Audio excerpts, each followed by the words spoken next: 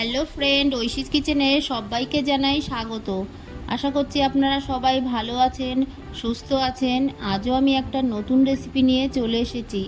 আজ আমি দেখাবো সুজি দিয়ে পাকোড়া রেসিপি। এটা সম্পূর্ণ নিরামিষ, আপনারা যে কোনো দিন বানিয়ে খেতে পারবেন। এখানে আমি নিয়েছি 150 গ্রাম সুজি, আর এর মধ্যে দিয়ে দেব 100 গ্রাম টক দই। টক দইটা দিয়ে এবার এর মধ্যে দিয়ে দেব কুচানো কারি পাতা, আর দিয়ে দেব কুচানো কাঁচা লঙ্কা। দুটো কাঁচা লঙ্কা আমি কুচিয়ে নিয়েছি, ঝালটা আপনারা আপনাদের পরিমাণ মতো দেবেন। এবার ভালো করে মাখিয়ে নেব।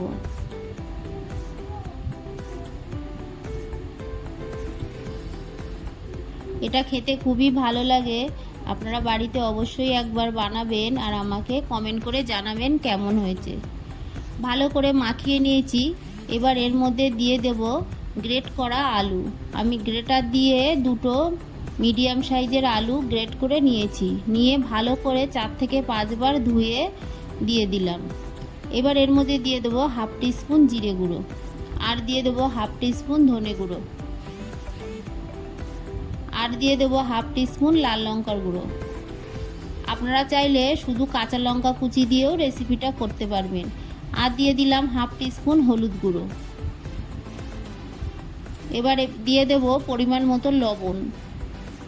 লবণটা আপনারা আপনাদের স্বাদ মতো দেবেন। আর দিয়ে দিলাম হাফ টিস্পুন চিনি। চিনিটা অপশনাল, আপনারা চাইলে স্কিপ করে দিবেন।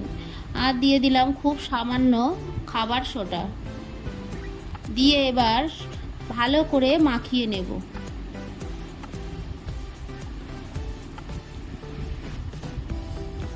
খাবার সোডাটা আপনারা খুব সামান্য দেবেন, বেশি দিলে ভালো লাগবে না। এর মধ্যে আমি দিয়ে দিলাম অল্প জল। জলটাকে দিয়ে ভালো করে মাখিয়ে নেব।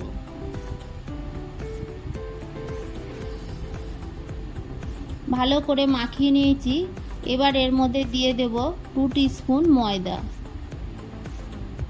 ময়দাটা দিলে এটা বাইন্ডিংয়ের কাজ করবে, আপনারা খুব সামান্য ময়দা এর মধ্যে অ্যাড করবেন। এবার ভালো করে মাখিয়ে নেব।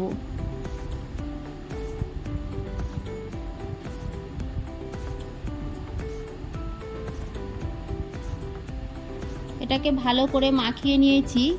এবার গ্যাসে একটা প্যান বসিয়ে এর মধ্যে আমি দিয়ে দিলাম তেল, আর আমার হাতে একটু তেল মাখিয়ে নিয়েছি।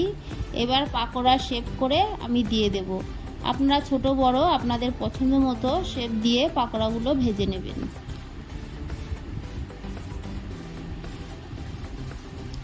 আমি খুব বড় শেপ দেব না আর ছোটও দেব না, মিডিয়াম সাইজের দিয়ে পাকোড়াগুলো রেডি করে নেব।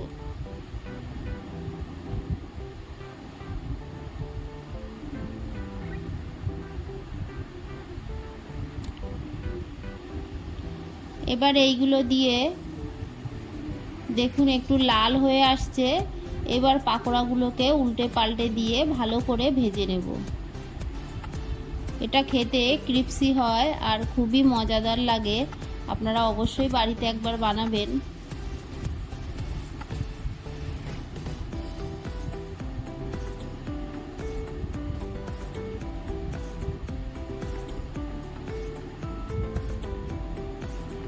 এটা ভাজার সময় আপনারা মিডিয়াম ফ্লেমে ভাজবেন, হাই ফ্লেমে ভাজবেন না। হাই ফ্লেমে ভাজলে ভেতরে কাঁচা থেকে যাবে।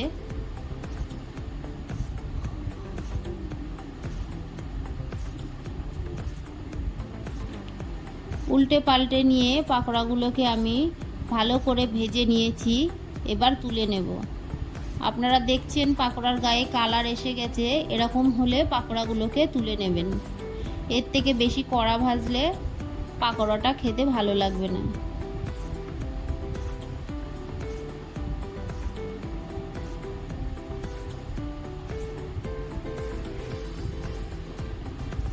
সব পাকোড়া আমি তুলে নিয়ে এই তেলের মধ্যে বাকিগুলো দিয়ে ভেজে নেব। একইভাবে আমি ছোট ছোট করে পাকোড়া শেপ দিয়ে ভেজে নেব।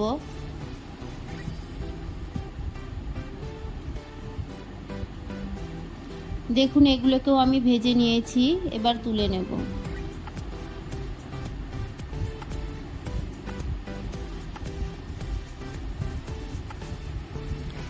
একইভাবে আমি আবারও পাকোড়া শেপ দিয়ে রেডি করে নেব।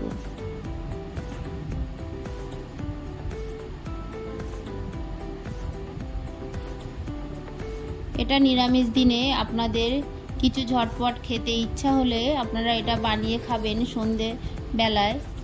এগুলোকেও আমি ভেজে নিয়েছি, এবার তুলে নেব। সবগুলো ভেজে নিয়েছি, আপনারা দেখুন কেমন হয়েছে। আমার এই রেসিপিটা ভালো লাগলে প্লিজ আমার চ্যানেলটিকে সাবস্ক্রাইব করার অনুরোধ থাকলো, আর পাশে থাকা বেল আইকনটি ক্লিক করে দেবেন, তাহলে আমার নতুন ভিডিও আপনাদের কাছে পৌঁছে যাবে। আর লাইক কমেন্ট শেয়ার করতে ভুলবেন না। একটা লাইক দিয়ে আমার পাশে থাকবে।